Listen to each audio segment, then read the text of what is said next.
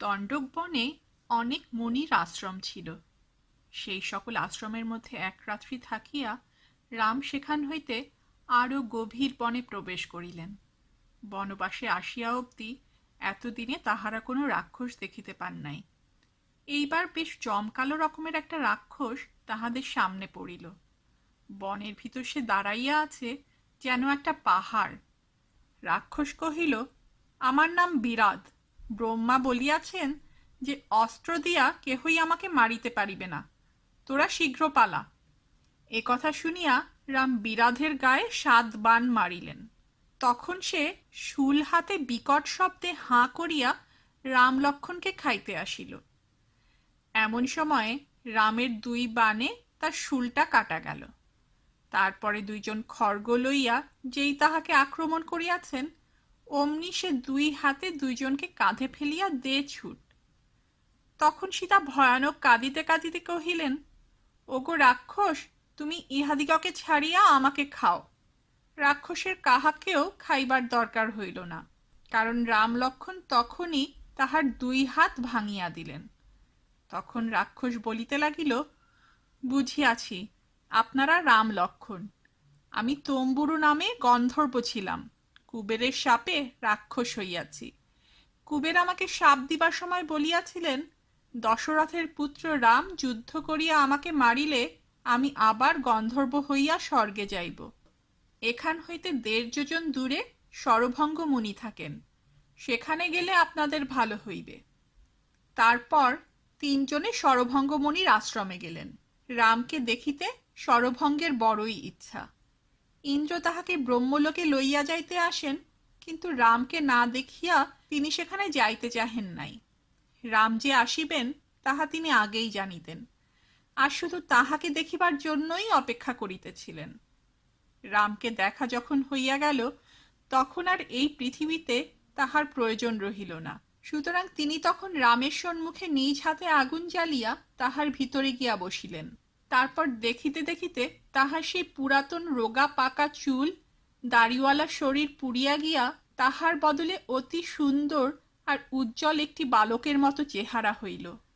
তখন তিনি রাম লক্ষ্মণকে কহিলেন, এখান হইতে তোমরা সুতীক্ষ্ণ মুনির আশ্রমে যাইও, তাহাতে তোমাদের উপকার হইবে। এই বলিয়া তিনি ব্রহ্মলোকে চলিয়া গেলেন। তারপর রাম, লক্ষ্মণ আর সীতা সুতীক্ষ্ণের আশ্রমে গেলেন। সুতীক্ষ্ণের ইচ্ছা ছিল যে রাম আর অন্য কোথাও না গিয়া তাহার আশ্রমেই থাকেন, কিন্তু দণ্ডক বনের অন্যান্য মুনির সহিত দেখা করিতে রামের নিতান্ত ইচ্ছা দেখিয়া তিনি বললেন, আচ্ছা তবে যাও, কিন্তু দেখা হইয়া গেলে আবার আমার এখানে আসিবে। রাম লক্ষ্মণ তাহাতে সম্মত হইয়া তাহাকে প্রণাম করিয়া সেখান হইতে চলিয়া গেলেন। ইহার পর 10 বৎসর ধরিয়া রাম লক্ষ্মণ দণ্ডকারণ্যের তপোবন সকল দেখিয়া বেড়াইতে লাগিলেন। শেষে তাহারা আবার সুতীক্ষ্ণের নিকটে আসিয়া কিছুদিন রহিলেন। সকল মুনির সহিতই দেখা হইল, কিন্তু অজ্ঞস্ত মুনির সহিত এখনো দেখা হয় নাই। তাই তাহারা সুতীক্ষ্ণের নিকট বিদায় লইয়া অজ্ঞস্তের আশ্রমে গেলেন। মুনিদের মধ্যে অজ্ঞস্ত একজন অতিশয় বড় লোক। তাহার এক একটা কাজ বড়ই আশ্চর্য। একবার তিনি চুমুক দিয়া সমুদ্রটাকে খাইয়া ফেলেন। ইলবল আর বাতাপি নামক 2টা দৈত্যকে তিনি যেমন করিয়া মারেন তাহা অতি চমৎকার। অজ্ঞস্ত রামকে বিশ্বকর্মার তৈয়ারি একখানি ধনুক, ব্রহ্মদত্ত নামে একটি ভয়ঙ্কর বাণ, অক্ষয় তুন নামক একটি তুন আর একখানি আশ্চর্য খড়গ দিলেন। রাম সেই জিনিসগুলি লইয়া অজ্ঞস্তকে কহিলেন, মুনি ঠাকুর, আমাদিগকে একটি সুন্দর জায়গা দেখাইয়া দিন, আমরা সেখানে ঘর বাঁধিয়া থাকিব। অজ্ঞস্ত একটু চিন্তা করিয়া কহিলেন, এখান হইতে 2 যোজন দূরে পঞ্চবটী নামে একটি অতি সুন্দর বন আছে, তোমরা সেইখানে গিয়া সুখে বাস করো। এ কথায় রাম অজ্ঞস্তকে প্রণাম করিয়া পঞ্চবটী যাত্রা করিলেন। খানিক দূরে গিয়া তাহারা দেখিলেন যে পথের ধারে বিশাল এক পাখি বসিয়া আছে। তাহাকে রাক্ষস ভাবিয়া রাম লক্ষ্মণ জিজ্ঞাসা করিলেন, তুমি কে হে? সে কহিল, বাবা, আমি তোমাদের পিতার বন্ধু, আমার নাম জটায়ু। আমার দাদার নাম সম্পাতি, আমার পিতার নাম অরুণ, গরুর আমাদিগের জ্যাঠামশায়। পাখি আরো বলিল, তোমরা আমার সঙ্গে এইখানে থাকো, তাহা হইলে তোমরা যখন ফল আনিতে যাইবে তখন আমি সীতাকে দেখিতে পারিব। সে স্থানটি বাস্তবিকই খুব সুন্দর। কাছেই গোদাবরী নদী, তাহাতে হাঁস সারস প্রভৃতি নানান রকমের পাখি খেলা করিতেছে।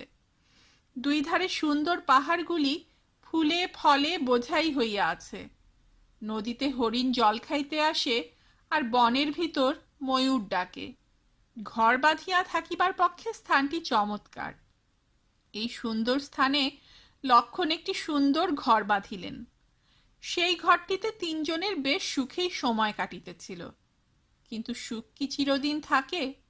একদিন শূর্পণখা নামে একটি রাক্ষসী সেখানে আসিয়া উপস্থিত হইল। সে বলিল, আমি রাবণ রাজার বোন, রামকে বিবাহ করিতে আসিয়াছি। রাম তাহাকে বিবাহ করিতে রাজি হইল না। তখন সে লক্ষণকে কহিল, তুমি আমাকে বিবাহ করো। লক্ষণও রাজি হইলেন না। তাহাতে সে হতভাগী হাঁ করিয়া সীতাকে খাইতে গেল। কাজেই তখন লক্ষণ খড়গ দিয়া তাহার নাক আর কান কাটিয়া দিলেন। সেই রক্তমাখা নাক কান লইয়া রাক্ষসী হাত তুলিয়া চেঁচাইতে চেঁচাইতে বনের ভিতর ঢুকিয়া গেল। কাছেই জনস্থান বলিয়া একটি জায়গা, সেখানে শূর্পণখার আরেক ভাই থাকে, তাহার নাম খড়। শূর্পণখা কাটা নাক কান লইয়া সেই খড়ের সম্মুখে গিয়া আছড়াইয়া পড়িল। ভগ্নীর নাক কান কাটা দেখিয়া খড় রাগে কাঁপিতে কাঁপিতে কহিল, এ কি সর্বনাশ! কোন দুষ্ট তোমার এমন দশা করিল? শীঘ্র বলো, তাহাকে এখনই উচিত সাজা দিতেছি। শূর্পণখা কাঁদিতে কাঁদিতে কহিল, দশরথ রাজার দুটা ছেলে আসিয়াছে, তাহাদের নাম রাম আর লক্ষণ।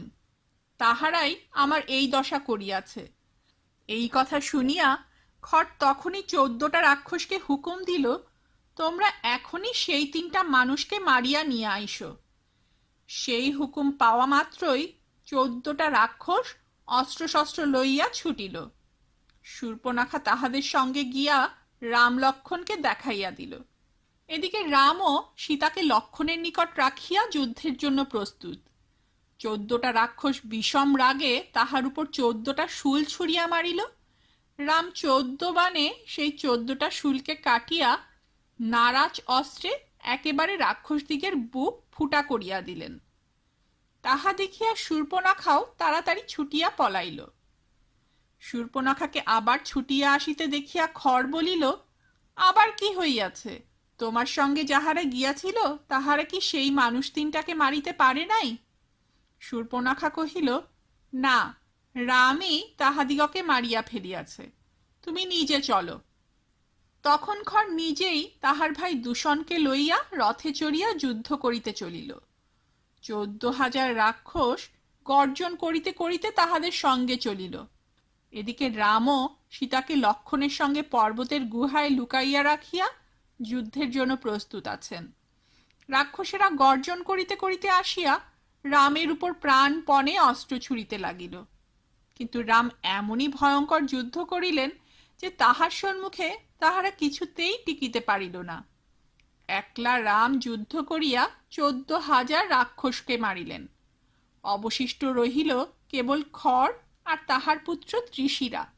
ত্রিশিরা অতি অল্পক্ষণই যুদ্ধ করিয়াছিল, শেষে রহিল শুধু খড়। খড় ভয়ানক যুদ্ধ জানিত। সে প্রথমে খুব তেজের সহিত যুদ্ধ করিয়া রামের ধনুক আর বর্ম কাটিয়া ফেলিল। কিন্তু রাম তখনই সেই অজ্ঞস্ত মুনির ধনুকখানি লইয়া ক্রমে তাহার রথ, সারথি, ঘোড়া, ধনুক সব চুরমার করিয়া দিলেন। শেষে রাম তাহার বুকে এক বাণ মারিয়া তাহার প্রাণ বাহির করিয়া দিলেন। জনস্থানের যত রাক্ষস প্রায় সকলকেই রাম মারিয়া শেষ করিলেন। বাকি রহিল খালি অকম্পন নামে একটা রাক্ষস। অকম্পন পালাইয়া লঙ্কায় গিয়া রাবণকে বলিল, মহারাজ, জনস্থানের যত রাক্ষস ছিল সকলই মরিয়া গিয়াছে, কেবল আমি অনেক কষ্টে পালাইয়া আসিয়াছি। তাহা শুনিয়া রাবণ আশ্চর্য হইয়া কহিল, সে কি কথা অকম্পন? তাহারা কি করিয়া মরিল?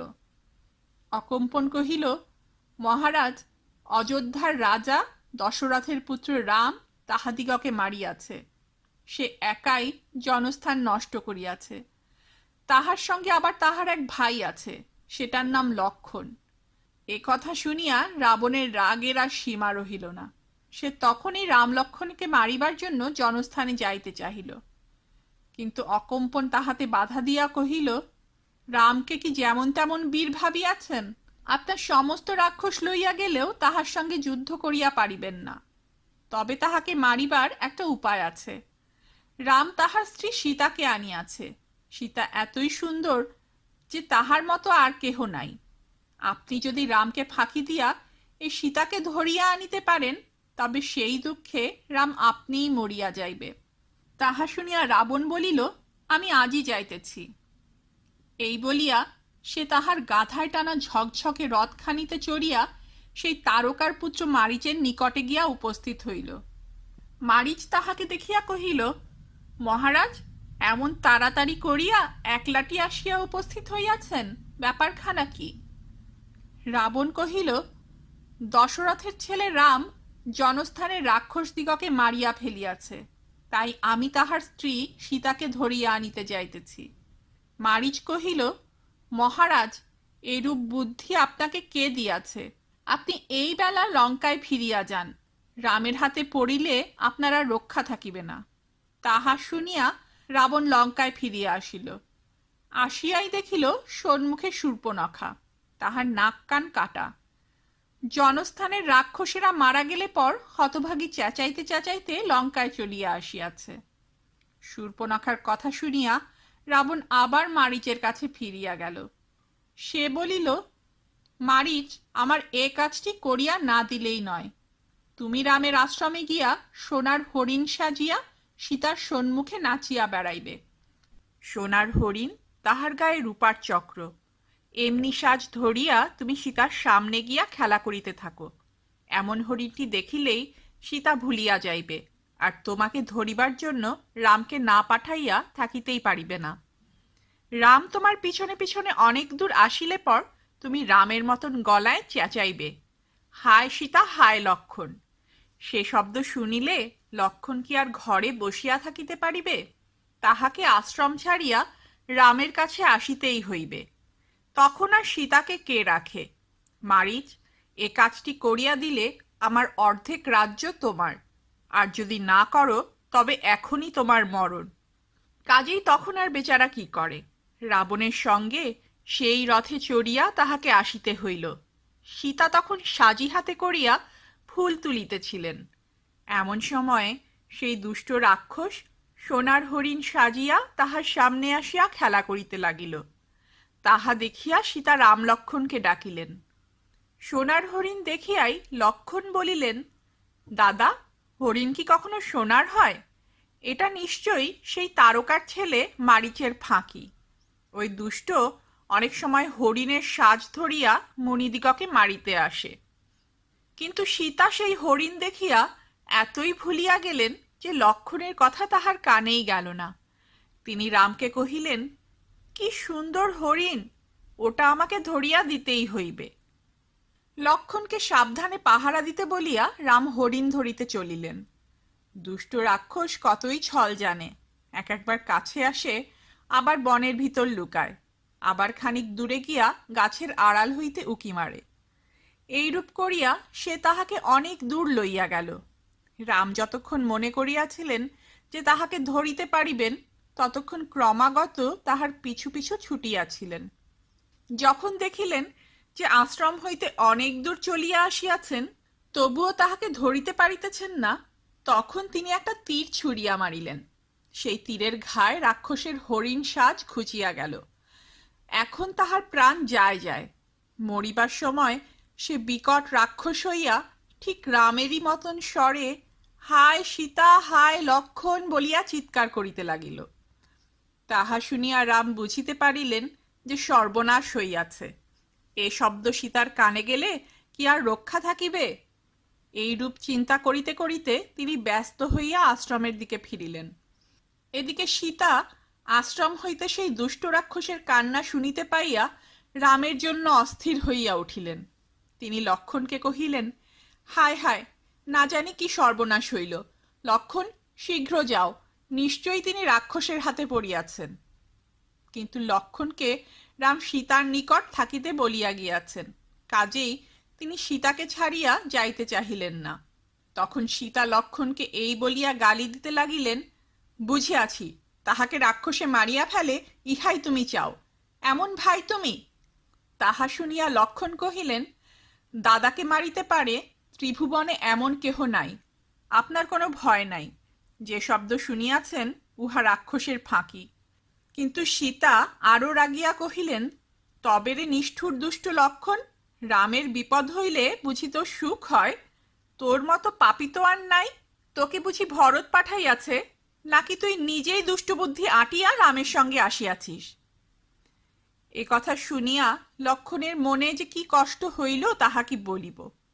তিনি কহিলেন, আপনাকে আমি মায়ের মতন ভক্তি করি, কিন্তু আপনি এমন শক্ত কথা আমাকে বলিতেছেন যে আমার তাহা কিছুতেই সহ্য হইতেছে না। যাহা হোক, এই আমি চলিলাম। বনের দেবতারা আপনাকে রক্ষা করুন। সাবধান হইয়া ঘরে বসিয়া থাকুন, যেন দাদার সঙ্গে ফিরিয়া আসিয়া আবার আপনাকে দেখিতে পাই। এই বলিয়া লক্ষ্মণ সেখান হইতে চলিয়া গেলেন। লক্ষ্মণ চলিয়া যাওয়া মাত্রই সন্ন্যাসীর বেশে রাবণ সেখানে আসিয়া উপস্থিত হইল। হাতে ছাতা, লাঠি আর কমণ্ডলু, মাথায় টিকি, পায়ে জুতা, কপালে লম্বা ফোঁটা, মুখে ঘন ঘন হরিনাম। দুষ্ট ক্রমে ঘরের দরজায় আসিয়া সীতার সহিত কথাবার্তা জুড়িয়া দিল। সীতা মনে করিলেন, বুঝি সে যথার্থই ব্রাহ্মণ সন্ন্যাসী। কাজেই তিনি তাহাকে নমস্কার করিয়া বসিবার জন্য কুশাসন আর পা ধুইবার জন্য জল আনিয়া দিলেন। তারপর তিনি হাত জোর করিয়া কহিলেন, ঠাকুর, ফলমূল আনিয়া দিই, দয়া করিয়া কিছু আহার করুন। রাবণ এইরূপে সীতার সহিত কথাবার্তা আরম্ভ করিয়া শেষে কহিল, আমি লঙ্কার রাজা রাবণ, তুমি বনে থাকিয়া এই তপস্বীটার সঙ্গে মিছিমিছি এত কষ্ট কেন করিতেছ? আমার সঙ্গে লঙ্কায় চলো, সেখানে তুমি যার পর্ণায় সুখে থাকিবে। এই কথা শুনিয়া সীতা ভয়ানক রাগের সহিত কহিলেন, বটেরে দুষ্ট, তোর এত বড় কথা, এর উচিত সাজা তুই এখনই পাইবি। তখন রাবণ সন্ন্যাসীর সাজ ফেলিয়া তাহার নিজের চেহারায় দাঁড়াইল। সে যে কি বিকট মূর্তি তাহা কি বলিব। 10টা মাথা, 20টা হাত, 20টা চোখ, দেখিলেই ভয়ে প্রাণ উড়িয়া যায়। এইরূপ চেহারা করিয়া সে সীতাকে কহিল, তুমি বুঝি পাগল, তাই আমাকে চিনিতে পারিতেছ না? রামের মায়া ছাড়িয়া দাও, সেটা হতভাগা, তাহাকে ভালোবাসা কি তোমার উচিত? এই কথা বলিতে বলিতেই রাবণের রথ সেখানে আসিয়া উপস্থিত হইল। রাবণও সীতার চুল ধরিয়া তাহাকে সেই রথে নিয়া তুলিতে আর বিলম্ব করিল না। সীতা রামের নাম ধরিয়া চিৎকার করিয়া কতই কাঁদিলেন, তাহার শরীরে যতটুকু জোর ছিল তাহা লইয়াই প্রাণে পণে ছুটিয়া পালাইবার জন্য কতই চেষ্টা করিলেন, কিন্তু সেই ভয়ানক রাক্ষসের সঙ্গে তিনি পারিবেন কেন? রথ তাহাকে লইয়া আকাশে উড়িয়া চলিল। সীতা পশুপক্ষীকে, বনদেবতাদিগকে, গোদাবরী নদীকে ডাকিয়া কাঁদিতে কাঁদিতে বলিলেন, ওগো, তোমরা দয়া করিয়া রামকে সংবাদ দাও, তাহার সীতাকে দুষ্ট রাবণ চুরি করিয়া লইয়া যাইতেছে। সে সময়ে বুড়ো জটায়ু পক্ষী গাছে বসিয়া ঘুমাইতেছিল। সীতার কান্নার শব্দে সে জাগিয়া দেখিল যে রাবণ তাহাকে লইয়া পলাইতেছে। তখন জটায়ু আর রাবণে বিষম যুদ্ধ বাঁধিয়া গেল। রাবণ জটায়ুকে ভয়ানক ভয়ানক বাণ মারে, আর জটায়ু নখের আঁচড়ে তাহার মাংস ছিঁড়িয়া নিতে ছাড়ে না। এমনিতর ভয়ানক যুদ্ধ করিয়া জটায়ু রাবণের রথ, ছাতা, সারথি, সহিস কিছুই আস্ত রাখিল না। কিন্তু সেই বুড়া বয়সে বেচারা আর কত যুদ্ধ করিবে? সে শীঘ্রই কাহিল হইয়া পড়িল। কাজেই শেষটা আর জটায়ু পারিল না। তখন সেই দুষ্ট রাক্ষস খড়গ দিয়া বেচারার পা আর ডানা দুখানি কাটিয়া ফেলিল। জটায়ুর তখন প্রাণ যায় যায়। এরপর আর সীতাকে কে রক্ষা করিবে? কাজেই তখন রাবণ তাহাকে লইয়া শূন্যে চলিয়া গেল। সীতার দুঃখের কথা আর কি বলিব?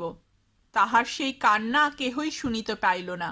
সেই শূন্যের উপর হইতে সীতা এমন একটি লোক দেখিতে পাইলেন না, যাহাকে ডাকিয়া বলিতে পারেন, আমাকে রক্ষা করো। তিনি কেবল দেখিলেন যে একটা পর্বতের উপর 5টি বানর রহিয়াছে। তাহা দেখিয়া তিনি তাহার সোনালী রঙের চাদরখানি আর গায়ের গহনাগুলি ফেলিয়া দিলেন। রাবণ ইহার কিছুই টের পাইল না, কিন্তু বানরেরা তাহা চাহিয়া দেখিল। এদিকে রাম সেই হরিণের সাজ ধরা রাক্ষসটাকে মারিয়া তাড়াতাড়ি ঘরে ফিরিতেছেন, তাহার মনে ভয়ের আর সীমা নাই। এমন সময় দেখিলেন লক্ষ্মণ অতিশয় দুঃখিতভাবে সেই দিক দিয়ে আসিতেছেন। লক্ষ্মণকে দেখিয়া তিনি কহিলেন, সে কি লক্ষ্মণ, তুমি সীতাকে ফেলিয়া আসিয়াছ? না জানি কি সর্বনাশ হইয়াছে, সীতাকে হয়তো আর দেখিতে পাইব না। এই বলিয়া তিনি তাড়াতাড়ি আশ্রমে আসিয়া দেখিলেন সীতা নাই, খালি ঘর পড়িয়া রহিয়াছে। সীতা যে সকল জায়গায় বেড়াইতেন তাহার কোথাও তাহাকে খুঁজিয়া পাইলেন না। গাছতলায়, নদীর ধারে, পাহাড়ের উপরে কত জায়গায় রাম সীতাকে খুঁজিলেন, কোথাও তাহাকে দেখিতে পাইলেন না। এমন সময় তাহারা দেখিলেন মাটিতে রাক্ষসের পায়ের দাগ রহিয়াছে। মাঝে মাঝে সীতারও পায়ের দাগ দেখিতে পাওয়া যায়। একটা ভাঙা রথ আর একটা ধনুকবাণের টুকরাও সেখানে পড়িয়া আছে। এত বড় পা রাক্ষস ভিন্ন আর কাহার হইবে? নিশ্চয়ই সীতাকে রাক্ষসে লইয়া গিয়াছে। এইরূপ ভাবিয়া রাম কহিলেন, আমার সীতাকে রাক্ষসে লইয়া গেল, আর দেবতারা বারণ করিলেন না? আজ যদি আমার সীতাকে তাহারা না আনিয়া দেন, তবে আমি সকল সৃষ্টি নষ্ট করিব। লক্ষ্মণ তখন তাহাকে বুঝাইয়া কহিলেন, দাদা রাগ করিও না, চলো এখন ভাবিয়া দেখি এ কাজ কে করিয়াছে। সেই দুষ্টকে শাস্তি দিতেই হইবে। তারপর তাহারা বনের ভিতর খুঁজিতে খুঁজিতে এক স্থানে দেখিতে পাইলেন জটায়ু রক্তমাখা শরীরে পড়িয়া আছে। তাহা দেখিয়া রাম কহিলেন, এই দুষ্ট সীতাকে খাইয়াছে, এটা পাখি নয়, নিশ্চয়ই রাক্ষস। ওই দেখো, উহার বুকে রক্ত লাগিয়া রহিয়াছে। এই বলিয়া রাম জটায়ুকে মারিতে গেলেন। তখন জটায়ু কহিল, বাবা, রাবণী আমাকে মারিয়া রাখিয়াছে, তুমি আর আমাকে মারিও না। সীতাকে লইয়া যাইতে দেখিয়া আমি তাহার সহিত অনেক যুদ্ধ করিলাম, কিন্তু দুষ্ট আমার পাখা কাটিয়া সীতাকে লইয়া গেল। এই কথা শুনিয়া রাম তীর ধনুক ছুড়িয়া ফেলিয়া জটায়ুকে জড়াইয়া ধরিয়া কাঁদিতে লাগিলেন। জটায়ুর তখন মৃত্যুর আর বিলম্ব নাই, কথা কহিতেও কষ্ট হয়। তথাপি সে রামকে শান্ত করিবার জন্য ব্যস্ত হইল। প্রাণ যায় যায়, তবুও অনেক চেষ্টা করিল যাহাতে তাহাকে সীতার খবর দিয়া যাইতে পারে। কিন্তু হায়, বেচারা কথা শেষ করিবার সময় পাইল না। সবে বলিয়াছিল, রাবণ বিশ্বশ্রবার পুত্র, কুবেরের ভাই। ইহার মধ্যেই তাহার কথা আটকাইয়া গেল। রাম তাহাকে ধরিয়া দেখেন প্রাণ বাহির হইয়া গিয়াছে। তখন তাহার মনে হইতে লাগিল যেন রাজা দশরথের মতো কোনো একজন গুরু লোকের মৃত্যু হইল। আপনার লোক মরিলে লোকে যেমন করিয়া তাহাকে পোড়ায় আর তাহার জন্য কাঁদে, জটায়ুকেও সেইরূপ করিয়া পোড়াইয়া রাম তাহার জন্য কাঁদিলেন। তারপর দুই ভাই বনে বনে গুহায় গুহায় সীতাকে খুঁজিয়া বেড়াইতে লাগিলেন। এমন সময় ভয়ানক শব্দে বন কাঁপিয়া উঠিল। রাম লক্ষ্মণ খড়গ হাতে সেই শব্দের দিকে অনেক দূর গিয়া দেখিলেন বিষম বিকটাকার একটা রাক্ষস বসিয়া আছে। সেরকম রাক্ষসের নাম কবন্ধ। তাহার মাথা থাকে না, তার বদলে পেটটাই দাঁত খিচাইয়া হাঁ করিয়া আছে, আর তাহার ভিতর হইতে প্রকাণ্ড একটা জিহ্বা কল কল করিয়া বাহির হইতেছে। চোখ একটি বই নাই, কিন্তু সেই একটা চোখ আগুনের মতো উজ্জ্বল। এক একটা হাত প্রায় 2 ক্রোশ লম্বা। সেই লম্বা হাত দিয়া সে সিংহ, হরিণ, হাতি যাহা পাইতেছে তাহাই মুখে দিতেছে। রাম লক্ষ্মণকে দেখিতে পাইয়া তাহাদিগকেও সে ধরিয়া ফেলিল, কিন্তু সে তাহার প্রকাণ্ড মুখ অথবা পেট যাহাই বলো, হাঁ করিয়া যেই রাম লক্ষ্মণকে খাইতে যাইবে, অমনি খড়গ দিয়া তাহারা তাহার মস্ত হাত দুইটা কাটিয়া ফেলিলেন। তখন সে বেদনায় অস্থির হইয়া জিজ্ঞাসা করিল, তোমরা কে? লক্ষ্মণ তাহাদের নিজের পরিচয় দিয়া কহিল, তুমি কে? কবন্ধ হইলে কি করিয়া? রাম লক্ষ্মণের পরিচয় পাইয়া কবন্ধ বলিল, আমার নাম দনু। এক সময়ে আমি বড় সুন্দর ছিলাম। আর ব্রহ্মার নিকট বর পাইয়াছিলাম যে অনেক দিন বাঁচিয়া থাকিব। ইহার মধ্যে একদিন আমি রাক্ষসের সাজ ধরিয়া স্থূলশিরা নামক এক মুনিকে ভয় দেখাইতে গেলাম। তাহাতে মুনি আমাকে শাপ দিলেন, তুই ঐরূপ হইয়াই থাক। শাপ দূর করিবার জন্য আমি অনেক মিনতি করিলে তিনি কহিলেন, রাম যখন তোর হাত কাটিয়া তোকে পোড়াইবেন তখন আবার তোর সুন্দর চেহারা হইবে। এইরূপ করিয়া আমি রাক্ষস হইলাম। তারপর আবার একদিন আমি ইন্দ্রের সহিত যুদ্ধ করিতে গেলাম। তাহাতে ইন্দ্র তাহার বজ্র দিয়া আমাকে এমন শাস্তি দিলেন যে আমার মাথা আর পা একেবারে পেটের ভিতর ঢুকিয়া গেল, কিন্তু তবুও আমি মরিলাম না। তখন আমি এই বলিয়া দুঃখ করিতে লাগিলাম, হায় হায়, ব্রহ্মার বরে যে আমাকে অনেক দিন বাঁচিয়া থাকিতে হইবে, এখন আমি খাইব কি করিয়া। ইহাতে ইন্দ্র দয়া করিয়া আমাকে এই লম্বা হাত দুটা দিলেন। ইহা দিয়াই আমি এতদিন জীবজন্তু ধরিয়া খাইতেছি। রাম, তুমি আমাকে পোড়াইয়া ফেলো, তাহা হইলে আমার আবার সুন্দর শরীর হইবে। তখন রাম লক্ষ্মণ প্রকাণ্ড চিতা জ্বালিয়া কবন্ধকে তাহাতে পোড়াইলেন। সেই চিতার ভিতর হইতে সুন্দর চেহারা লইয়া কবন্ধ উঠিয়া আসিল। আর ঠিক সেই সময়ে একখানা হাঁসের টানা রথও সেখানে আসিয়া উপস্থিত হইল। সেই রথে চড়িয়া কবন্ধ রামকে বলিল, সুগ্রীব নামে এক বানর আছে, তাহার বড় ভাই বালি তাহাকে রাজ্য হইতে তাড়াইয়া দেওয়াতে সে এখন আর 4টি বানর সঙ্গে করিয়া পম্পা নদীর ধারে ঋষ্যমুখ পর্বতে ভয়ে ভয়ে বাস করে। সুগ্রীব যেমন বীর তেমনি বুদ্ধিমান, তুমি তাহার সহিত বন্ধুতা করো, সে সীতা সন্ধানও করিতে পারিবে, তাহাকে পাইবার উপায়ও করিয়া দিবে। এ কথায় কবন্ধের নিকট বিদায় লইয়া রাম লক্ষ্মণ সুগ্রীবকে খুঁজিবার জন্য পম্পা নদী ও ঋষ্যমুখ পর্বতের দিকে যাত্রা করিলেন।